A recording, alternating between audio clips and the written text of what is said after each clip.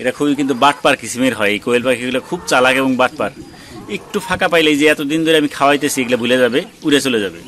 Fermi মুরগি যেগুলো একটু বয়স হয়ে গেছে, এখন রেগুলার ডিম পারে না, 1-2 দিন পর পর ডিম পারে আর কি।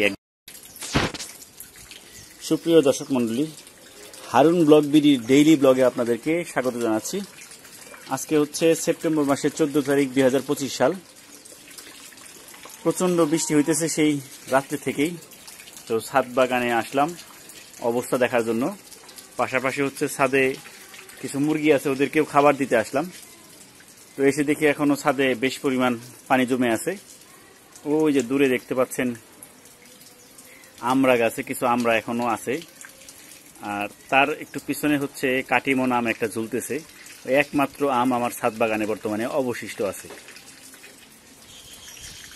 যাই হোক, তো ছাদ বাগানটা একটু দেখি কি অবস্থা। এই যে একটা সিম গাছ দেখতে পাচ্ছেন ছাদ বাগানে উপর দিকে উঠতেছে। পাশে একটা আঙুর গাছ আছে। আসলে জায়গার শর্ট, তো এই জন্য দুইটা পাশাপাশি লাগাই দিছি, যার যার মতো জায়গা ভাগাভাগি করে নিবে, এত চিন্তা ভাবনা করার সময় নাই।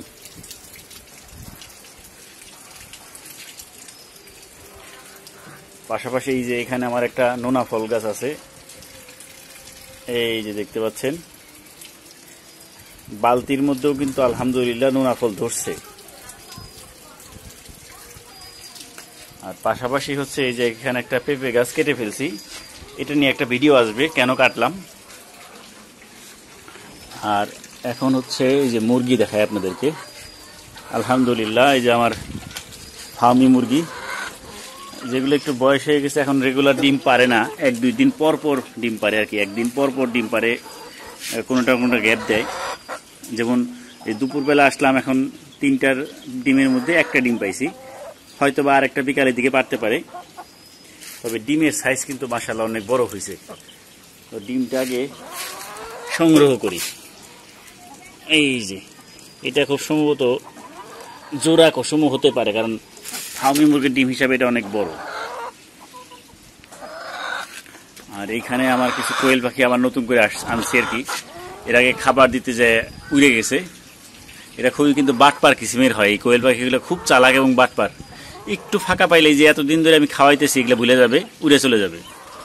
এগুলো পশম পড়ে গেছিলো, তো এটার পশমের জন্য অবশ্য ট্রিটমেন্ট করতেছি। এটা নিয়ে আমার একটা ভিডিও আছে যে কি মেডিসিন খাওয়াইতে পারেন। আর এই যে আমার একটা টাইগার মুরগি, কিন্তু এটা খাবার এত বেশি অপচয় করে এবং ঠিক মতো খাইতেছে না, খাবার খুব বাছাবাছি করে, খুবই শান্ত। তো এইটা মনে হইতেছে রাখতে পারবো না, কারণ যেহেতু খাবার খাইতেছে না, খাবার নষ্ট করতেছে। বর্তমান সময়ে এই দুর্মূল্যের বাজারে এই যে এত টাকার খাবার যদি নষ্ট হয় তাহলে তো মুশকিল। আর এইখানে হচ্ছে এই ফার্মি মুরগিগুলো হইতেছে বয়স বেশি হবে না, এখনো 6 মাস হয় নাই। তো এরা 2টাই ডিম পারে এখন। এরা যেহেতু বয়স কম, রেগুলার ডিম পারতেছে। সকালবেলা একটা ডিম পাইছি, যে এখন আর একটা। এই যে দেখেন, ডিমটা সংগ্রহ করি, এই তো সংগ্রহ করলাম। এদেরকেও খাবার, এই যে খাবার কিন্তু কিছুটা নষ্ট করতেছি ইদানিং দেখতেছি। একটু পানি দিতে হবে, খাবার দিতে হবে।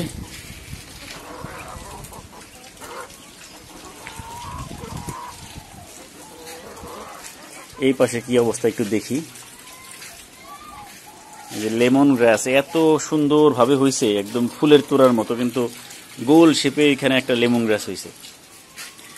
আর আমার বাসায় যে পশ্চিম পাশটাতে কিন্তু পানি জমে গেছে। এদিক দিয়ে আগে শর্টকাটে টাউনে যাওয়া আসা সহজ হইতো, এখন প্রচুর পানি বৃষ্টির কারণে। পানিটা কিছুটা শুকানোর একটা অবস্থা হয়েছিল, এর মধ্যে আবার বৃষ্টি শুরু হয়ে গেল। মনে হইতেছে এবার শীতের দিনেও পানি থাকে কিনা আল্লাহ ভালো জানে। আর এইখানে খুব চমৎকার একটা ব্যাপার, আমি প্রতিদিনই ভোরবেলা যখন ছাদে আসি দেখি, তো আপনাদেরকে দেখায়। আসলে মোবাইল দিয়ে ভিডিও করতেছি, জুম করলে আসবে কিনা। এখানে হচ্ছে এটাকে কি বলে, যে বালি হাঁস বা এই জাতীয় আর কি একটা হাঁস, তাদের ফ্যামিলি এখানে হইতেছে ডিম পাড়ার পরে সেখান থেকে ডিম ফুটে বাচ্চা হয়েছে অনেকগুলো, 8-9টা বাচ্চা সহ। এরা ভোরবেলা ঘুরে বেড়ায় এবং দিনের বেলা বেশিরভাগ সময় লুকিয়েই থাকে। তো এখন যেহেতু বৃষ্টি হইতেছে, দেখেন আমি একটু জুম করে দেখাই, জুম করলে আসবে কিনা। এই যে দূরে দেখা যাইতেছে, একটা দুইটা তিনটা দেখা যাইতেছে। আপনাদের এখানে আপনারা দেখতে পারতেছেন কিনা স্ক্রিনে আমি বলতে পারতেছি না, তবে আমি একটু জুম করে দেখানোর চেষ্টা করলাম আর কি। এরা প্রকৃতির কালারের সাথে এমনভাবে মিশে যায়, এই জন্য বোঝা মুশকিল। তো যাই হোক, সবাই ভালো থাকবেন। আল্লাহ হাফেজ।